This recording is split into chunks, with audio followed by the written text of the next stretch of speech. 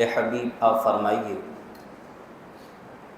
میں صبح کے رب کی پناہ لیتا ہوں من شر ما خلق، اس کی تمام مخلوق کے شر سے، ومن شر غاسق اذا وقب، اور اندھیری رات کے شر سے جب وہ چھا جائے، ومن شر النفاثات فی العقد، اور گرہوں میں پھونکنے والیوں کے شر سے، ومن شر حاسد، اور حسد کرنے والے کے شر سے، اذا حسد، جب وہ حسد کرے، حسد کرنے والے کے شر سے جب وہ حسد کرے میں رب کی پناہ لیتا ہوں۔ کہہ دیجئے آمین۔ اللہ رب العالمین ہم سب کو اپنی پناہ، اپنی حفاظت عطا فرمائے۔ حسد کیا ہے؟ کسی کی نعمت کو دیکھ کر دل میں جلن کا ہونا اور پھر یہ تمنا کرنا کہ اس سے یہ نعمت چھن جائے، اسے حسد کہتے ہیں۔ کسی مسلمان کی نعمت کو دیکھ کر یہ تمنا کرنا کہ یہ نعمت اس سے چھن جائے، اسے حسد کہتے ہیں۔ بعض نے کہا کہ ساتھ میں یہ بھی ہو کہ اس سے چھن کر مجھے مل جائے، مجھے ملنے کی بھی بعض شرط لگاتے ہیں۔ بعض نے کہا کہ کسی کی نعمت کو دیکھ کر انسان کہے کہ اس سے یہ نعمت چھن جائے، یہ حسد ہے۔ اور بعض نے کہا کہ کسی کی نعمت کو دیکھ کر یہ تمنا کرے کہ اس سے چھن جائے اور مجھے مل جائے، یہ حسد ہے۔ حسد پیدا کیوں ہوتا ہے؟ حسد کی بنیادی وجہ کیا ہے؟ ایک انسان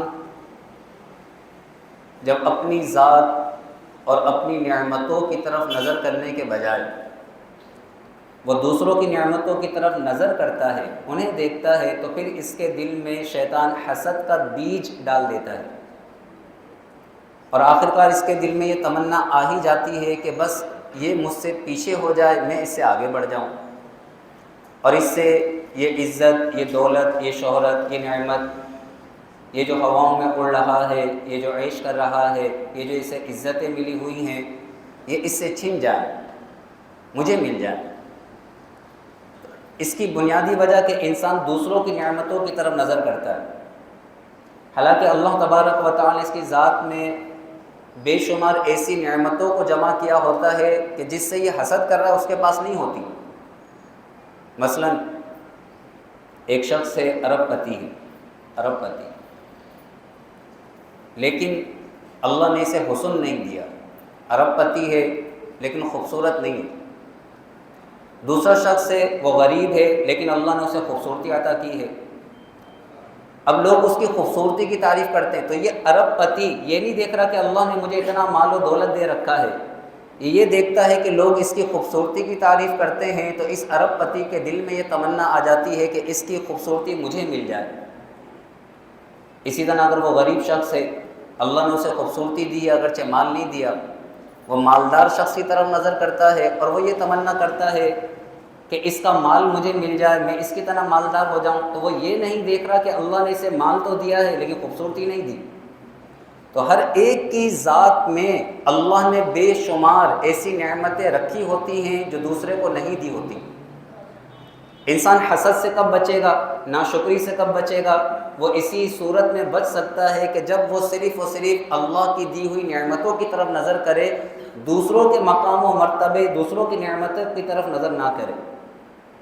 قرآن نے یہی فرمایا، ایک جگہ ارشاد فرمایا وَلَا تَتَمَنَّوْا، اور تم تمنا مت کرو، وَلَا تَتَمَنَّوْا، تمنا مت کرو، مَا فَضَّلَ اللَّهُ بِهِ بَعْضَكُمْ عَلَى بَعْضٍ، ان نعمتوں کی جن کے ذریعے اللہ نے تم میں سے بعض کو بعض پر فضیلت عطا فرمائی ہے۔ اللہ کی عطا ہے، اللہ جسے چاہے حسن دے دے، جسے چاہے دولت دے دے، جسے چاہے طاقت دے دے، جسے چاہے شہرت دے دے، اللہ کی عطا ہے۔ بندے کا کام کیا ہے؟ اللہ کی رضا پر راضی رہنا۔ جو شخص اللہ کی رضا پر راضی ہو گیا وہ حقیقی سکون پا گیا، ورنہ ارب پتی بھی وہ دوسرے کی طرف نگاہ کرے گا، سکون حاصل نہیں ہو سکتا۔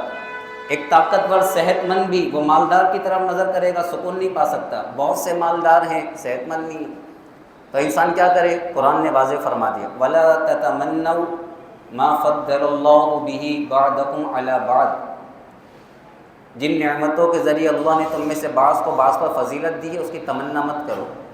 لِلرِّجَالِ نَصِيبٌ مِّمَّا اكْتَسَبُوا، مردوں کے لیے ان کے اعمال سے حصہ ہے، وَلِلنِّسَاءِ نَصِيبٌ مِّمَّا اكْتَسَبْنَ، اور عورتوں کے لیے ان کے اعمال سے حصہ ہے۔ اچھے اعمال کرو، اچھے اعمال، اور وَاسْأَلُوا اللَّهَ مِن فَضْلِهِ، اللہ سے اس کے فضل کا سوال کرو، اللہ سے دعا مانگو، یا رب تو نے اسے یہ نعمت دی ہے مجھے بھی عطا فرما دے۔ اس سے چھننے کی یا اس کو کم کرنے کی انسان خواہش نہ کرے۔ وَاسْأَلُوا اللَّهَ مِن فَضْلِهِ، اللہ سے اس کے فضل کا سوال کرو۔ انسان جب اللہ سے دعا مانگے گا کہ یا رب جو اس کے پاس نعمت ہے اس کے پاس بھی رہے، اس کی نعمتوں میں بھی اضافہ فرما دے، مجھے بھی نعمت عطا فرما دے، تو دعا کی یہ برکت ہے کہ اللہ تبارک و تعالی اگر اسے دنیا میں نہیں دے گا تو آخرت میں اس سے بڑھ کر عطا فرمائے گا۔ تو یہ حسد کا علاج ہے۔ حسد کا علاج کیا ہے؟ ایک جگہ قرآن میں فرمایا لا تمدن عینیک الی ما متعنا بہ، ہم نے جو دنیا کے اندر انہیں نعمتیں دی ہیں برتنے کے لیے، لا تمدن عینیک، اپنی نگاہ اس طرف اٹھا کے بھی مت دیکھو، لا تمدن عینیک، اپنی نگاہ اٹھا کر بھی مت دیکھو۔ انسان کسے دیکھے؟ اپنی نعمتوں کی طرف دیکھے کہ رب نے مجھے کس قدر نعمتیں دی ہیں۔ اگر حسد سے بچنا چاہتا ہے، ناشکری سے بچنا چاہتا ہے، خود حضور علیہ الصلوۃ والسلام نے ارشاد فرمایا، بخاری اور مسلم متفق علیہ حدیث ہے، حضور علیہ الصلوۃ والسلام نے فرمایا انظروا، دیکھو۔ قرآن ایک طرف فرماتا ہے لا تتمنوا، تمنا مت کرو، لا تمدن عینیک، اپنی نگاہ اٹھا کر بھی مت دیکھو، لیکن رسول اللہ فرما رہے ہیں انظروا، دیکھو۔ لیکن کسے دیکھو؟ کس طرف دیکھو؟ انظروا الی من هو اسفل منکم، ان لوگوں کی طرف دیکھو جو درجے میں تم سے نیچے ہیں، اسفل منکم، جو تم سے کمتر ہیں، ولا تنظروا الی من هو فوقکم، اور جو تم سے بڑھ کر ہیں ان کی طرف نظر مت کرو، کیونکہ جب تم اپنے سے نیچے کی طرف دیکھو گے تو نہ حسد میں مبتلا ہوگے، نہ ناشکری میں مبتلا ہوگے، تم میں شکر کا مادہ پیدا ہوگا، تم میں شکر کا مادہ۔ اللہ نے تمہیں آنکھیں دی ہیں، نابینا کو دیکھو، اللہ نے تمہیں بولنے والی زبان دی ہے، گونگے کو دیکھو، اللہ نے تمہیں سننے والے کان دیے ہیں، بہرے کو دیکھو، اللہ نے تمہیں صحیح سلامت جسم دیا ہے، فالج زدہ کو دیکھو، اللہ نے تمہیں کینسر سے بچایا، کینسر زدہ کو دیکھو۔ جب تم اپنے سے نیچے والوں کو دیکھو گے، صحت میں بھی مال میں بھی، تو کیا ہوگا؟ تمہاری زبان پر فوراً اللہ کا شکر جاری ہو جائے گا، یا رب تیرا شکر ہے تو نے ہمیں ان چیزوں سے بچا کے رکھا ہوا ہے۔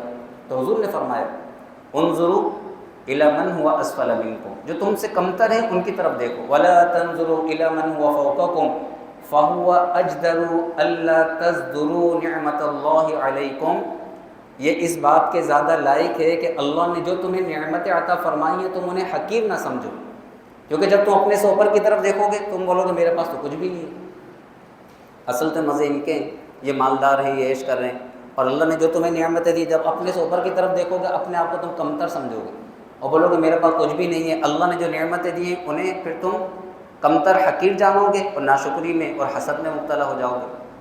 اللہ تبارک و تعالی ہمیں حسد جیسی بیماری سے محفوظ فرمائے، ہمیشہ ہمیشہ کے لیے اپنی حفاظت، اپنی پناہ عطا فرمائے۔ اللہ ہر حال میں ہمیں اپنا شکر بجا لانے کی توفیق نصیب فرمائے۔ آمین۔ وآخر دعوانا ان الحمد للہ رب العالمین۔